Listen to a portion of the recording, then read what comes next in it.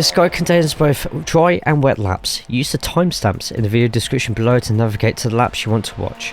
Welcome to Spa, one of the most legendary tracks in motorsport and a fan favourite in iRacing. This 7km circuit in Belgium is famous for its elevation changes and iconic corners like Eau Rouge, Verdillion and the sweeping Blanchemont. Combining fast straights with technical sections, Spa tests driver skill and bravery at every turn. This basic track guide today includes the Honda Civic, Hyundai Elantra and Audi TCR. With different gearboxes, the guide is here to help you learn touring car techniques, the upcoming week's layout and provide references for lines, braking points and gears in different race conditions.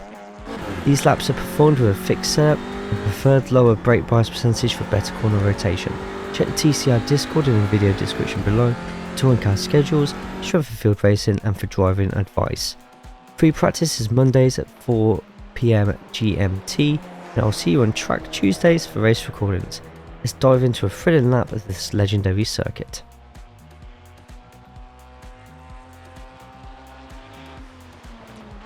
Before we continue, hit that thumbs up button and make sure you're subscribed.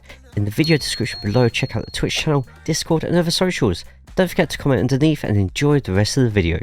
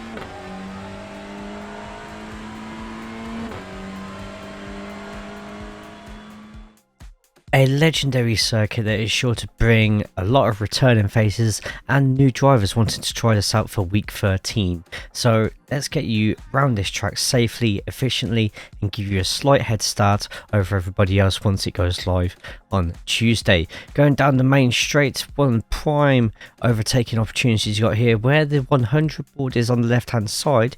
You want to imagine when your car is going to be in line with that and then go down to your lowest gear that you can in the Honda or the Hyundai and sweep it around. With the Spa redesign, you no longer have tarmac past the curves but a sandpit, so keep your inputs really smooth and onto the throttle as soon as possible, because speed is everything for the next 45-50 seconds.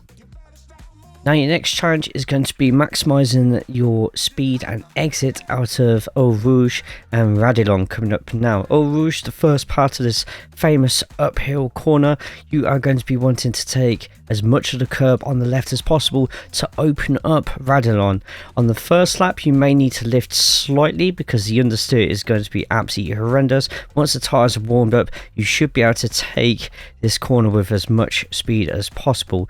Minimise your steering inputs once you've hit the apex of the right hand side and use that momentum and speed to carry on going, trying your best not to get any off tracks. Some of those off tracks do turn into slowdowns, which in a track like this is the worst place you could get a slowdown right now. As expected, down Kenmore Straight you're going to be finding a lot more defensive and attacking opportunities down here as well, but for the sake of the hot lap, where the curbing begins on the left hand side is where you're going to be braking down in the Civic into third gear to sweep your car around. With this curb redesign, I haven't had too much time to sort of experiment with exactly how much you can cut, but it definitely looks inviting, doesn't it? But to put yourself through, you don't need to go all the way to the left hand side to open up the corner to turn number 7. It is just a very smooth inputs to get yourself through that chicane and turn number 7. Turn number 8 is Ravage. As you'll be able to see through a lot of this track guide, the beginning of the curb is a fantastic baseline for the TCR, and in fact many other series as well for your braking points. You're going to be braking downhill here, so be very smooth with your braking inputs. At some point you will need to use a little bit of trail braking and be extremely patient on the throttle. You don't need to go all the way to the left hand side here. Get yourself to the right as soon as possible so that you can open up the corner. A little bit of a brake halfway through the yellow and red curbing and just sweep the car around. You can take plenty of the curb on the exit, but not too much because there is sand there and also an off track. Turns 10 and 11, the braking zone on the old layout of Spa used to be a little orange gate. Here, that orange gate is no longer here. If you use the curb on the right hand side, you see this little metallic box on the right. Brake before that this time. This can be a really nasty corner, especially on the cold tyres, where you think you can sweep into it as quicker than you can. However, once you've practiced it a couple of times, use all the track on the outside before sweeping all the way around, almost as if you're diamonding the entire 10 and 11 as one complete corner. Use plenty of the exit and slowly drift over to the left hand side. Now, remember how you took the chicane in turns 5 and 6? It's very similar here. You're going to be braking just before the curbing on the left hand side. As you take the first half, you want to stick to that right hand side as much as you can so that you can open up the exit to the second left-hander. You can take quite a bit of a curb on this one and quite a bit on the curb on the outside. Once again, with the track redesign, there's now kitty litter on the outside, so don't run too far wide. Get yourself over to the left as soon as possible. I'm going to start sounding like a broken record here, but as the curbing starts here is where you're going to be looking at braking. It's a nice and easy set of corners here. You want to be using that little green strip in the middle of the apex, using as much of the curb as you can handle on the exit, not touching the sand or else it's going to be an off track. And fingers crossed with TCR, you should be able to go pedal to the metal, pedal to the floor, and just speed out of that corner as soon as possible. Get yourself over to the right hand side slowly but surely so that you cut out quite a bit of the track on the outside, and you're going to get quite a few side by sides here, and it just depends how brave you feel coming up to turn number 17, Blanchemont. If you do find yourself in a situation where you're going to be too wide at Blanchemont, then you need to lift very, very slightly. If not, you can take it when the tyres warm up in absolutely full pelt. On the old design of Spa, you run the risk of running wide. On this new design, it seems to be a little bit easier. Now come up to the bus stop chicane, and no clear brake marker here. The brighter white paint on the left hand side is where I'm suggesting that you use as a baseline to break into a straight line. You can use a little bit of a curb on the left hand side in the dry to open up the corner to the bus stop. You want to be mounting quite a bit of that curb to begin with, a bit of throttle, and then try and hit that apex on the left hand side and accelerate out in as straight a line as possible. You can take quite a bit of curb here, but your exit here will be key to whether you keep or gain positions over the next couple of 100 meters to turn 1. Next up is our rain lap in the Elantra. You're going to see straight away there's a lot of different lines you're going to be taking through some of these quicker corners. Use this rain lap as a guideline, a baseline, beat my time, but just drive as safe as you possibly can in race.